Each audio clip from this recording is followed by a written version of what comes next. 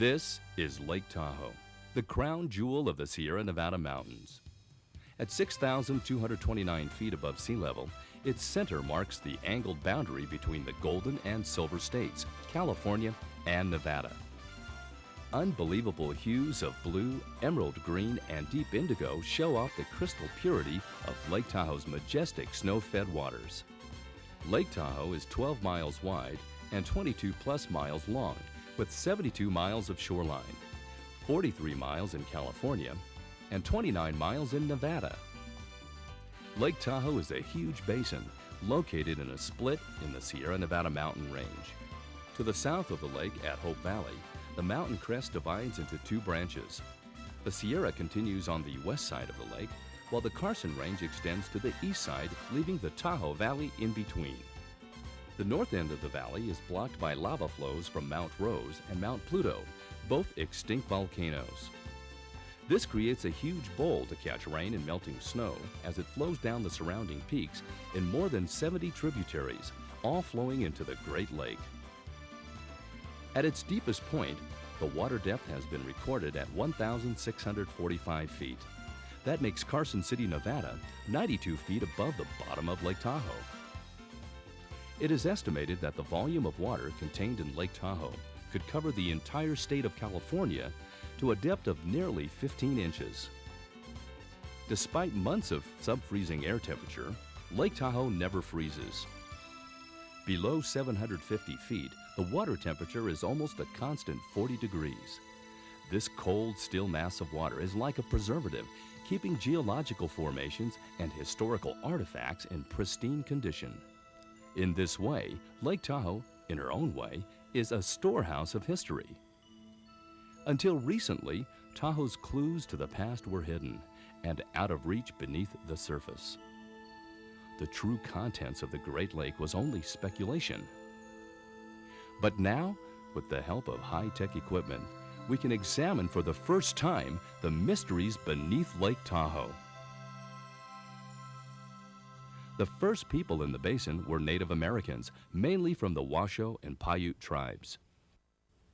Valentine's Day in 1844 saw the first white man at the Lake of the Sky. He was Captain John C. Fremont, and he called it a big mountain lake. In 1858, things changed again when high-grade silver was found in Virginia City, Nevada. The Comstock Lode, as the strike was called, gave Virginia City growth and prosperity. In the 1870s, it was a mining metropolis boasting of 30,000 residents, banks, churches, theaters, 110 saloons, and the only elevator between Chicago and San Francisco.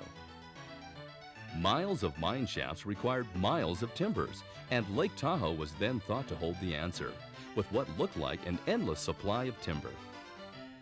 One of the largest timber operations was located on the west shore of Lake Tahoe, and this is where our story begins.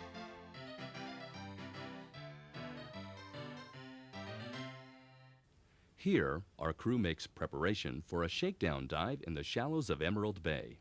This easy dive is on a turn-of-the-century towboat. As we glide across the heavy decking, we can see the rugged 19th century construction. When the workday was finished, the broad-beamed boats were often decorated to serve as party platforms. Towed by the steamers, they provided a romantic moonlit evening on the lake. This towboat provides an easy dive with scuba gear, as the wreck is just a few feet beneath the surface. High visibility and its underwater beauty make Lake Tahoe one of the top freshwater dives in North America.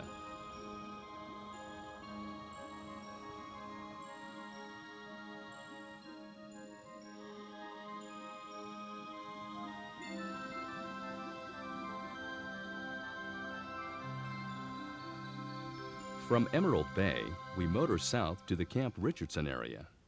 Nearby is a set of train tracks used to launch the elegant wooden boats into the lake. Many of these same boats are restored to their original condition and can be seen at the Concours d'Elegance, an annual Lake Tahoe event.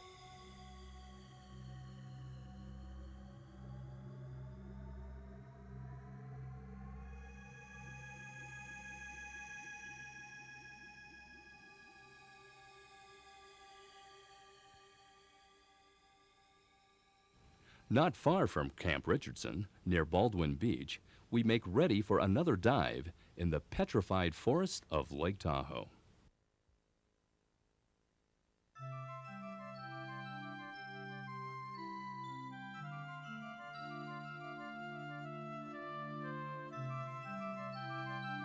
This is a good place to make a check dive to test our remote-operated vehicles.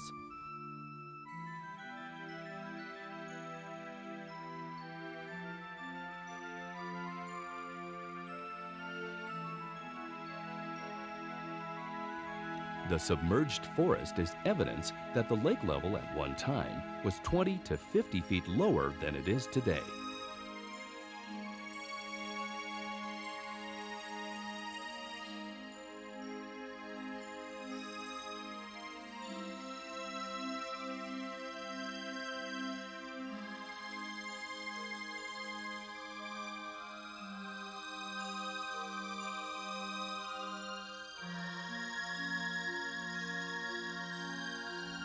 Tree rings have shown that the forest is thousands of years old. This is another good shallow dive, and charts are available at the Diving Edge Dive Shop at Lake Tahoe's South Shore.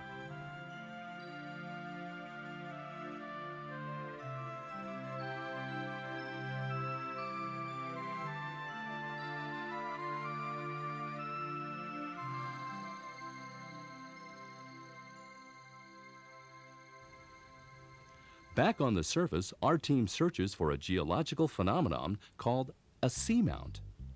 Like an underwater mountain, the seamount rises abruptly from an otherwise sandy flat lake bed.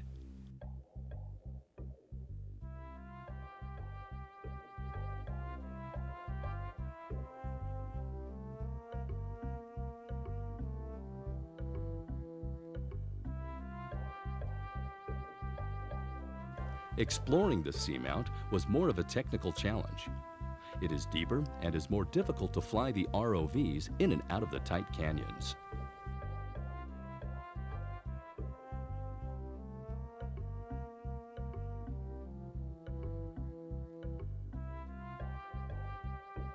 Although the seamount rises over 400 feet off the bottom, its top is still nearly 160 feet below the surface.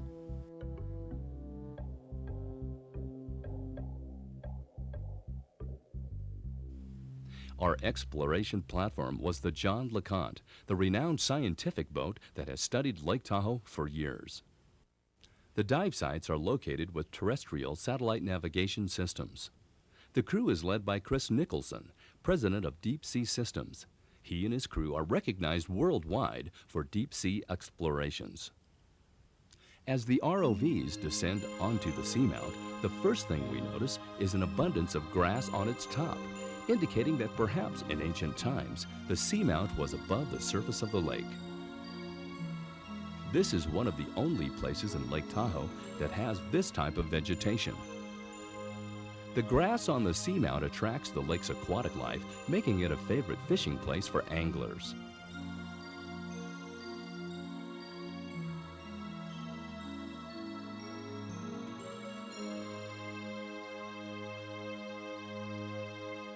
Here, the lake trout, also known as the Mackinaw, is the lake's largest game fish with record 40-pounders caught, along with 6 to 8-pound kokanee, the landlocked salmon. Macks were introduced into the lake in the early 1900s and do well in the lake's wide open waters. Along the sidewalls of the South Tahoe Seamount, we see sedimentary structures modeled into configurations that appear to have been shaped by wind or wave erosion, indicating that the seamount was once above the surface, more evidence that the lake has had very dramatic surface changes. These elegant formations are like Lake Tahoe's own mini Grand Canyon.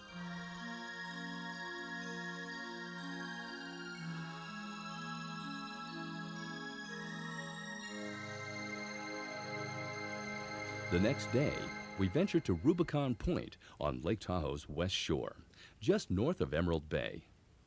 Here, we prepared the ROVs for exploration of the great vertical rock wall that extends over 400 feet above the surface of the lake and 1,400 feet below.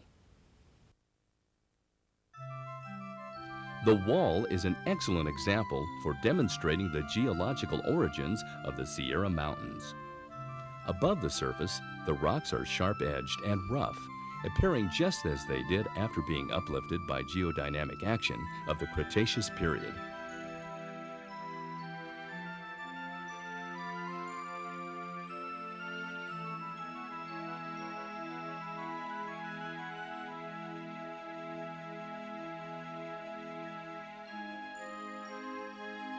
Some stones show scratch marks made as they rub together during their ascent.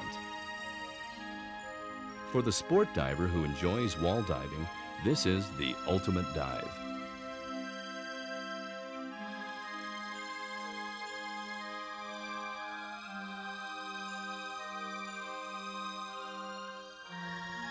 Across the lake on the east shore, we make our way to Glenbrook Bay.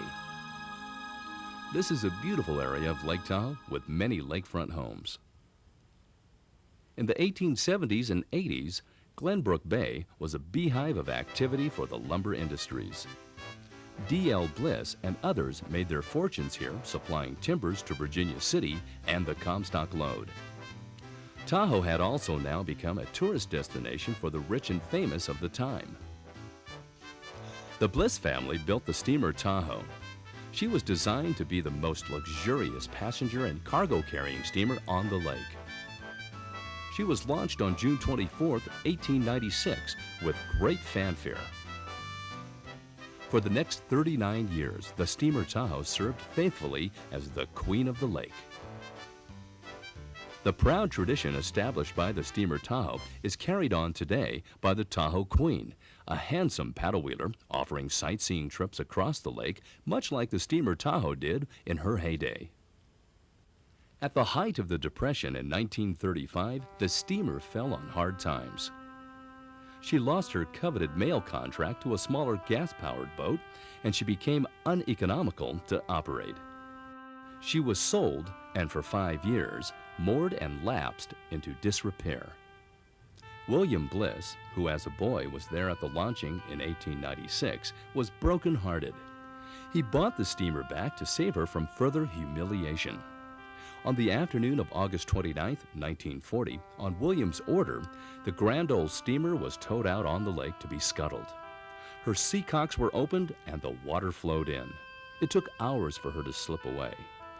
Legend has it that to save her from the scrapman, she was scuttled, and the water was thought to be 100 or so feet deep, so she could be seen from the surface. Not so. She slid down a gigantic sand dune and stopped at a depth of over 350 feet. On March 3, 1991, Chris Nicholson and his underwater exploration team attempted to locate and document the present condition of the steamer Tahoe. The satellite telemetry was set, the sonar was deployed overboard, and the search began. Chris saw something on the sonar screen. Could this be the Queen of the Lake of years gone by? The ROVs were readied, and the video systems were checked, and the still camera strobes were test fired. As the ROVs searched the sandy bottom, dark objects started to appear. Unfortunately, this was not the steamer Tahoe. This was another uncharted towboat similar to the one in Emerald Bay. It had been a long day, and March was not the warmest month to be on the lake. But March was chosen because sediment in the water is low, and the clarity this time of year is the best. The search continued. Another blip is seen, this one much stronger. Preliminary information tells Chris that this is the steamer. The SS steamer Tahoe is 190 feet long with an 18-foot beam, and she displaces 152 tons of water. Her steam engine produced 1,500 horsepower to spin twin three-bladed propellers. All that thrust was transmitted to 18 knots, about 21 miles per hour. This was very fast for a vessel of this size in those days. She was built by the Union Armed Works in San Francisco and carted up to the lake in pieces. Even today, large boats must be trucked to the lake in sections